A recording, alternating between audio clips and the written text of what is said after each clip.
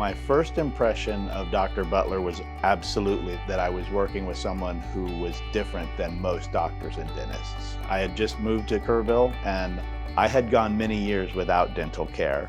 We started talking about some of the cleanup care that needed to happen. I had lost a front tooth earlier in my life and had it replaced at one of the, side street dental shops, cheap as I could go.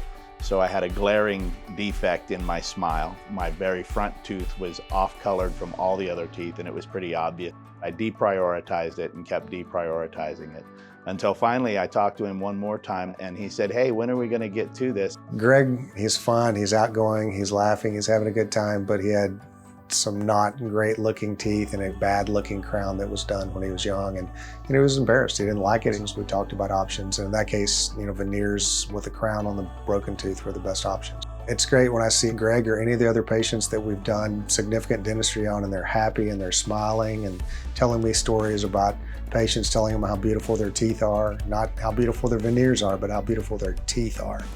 It was really kind of a wild process. There was a lot of 3D modeling, a lot of pictures, almost like a 3D graph of my mouth. There was no pain during the process. I was just bewildered with how good it looked. It's perfect. I couldn't be happier.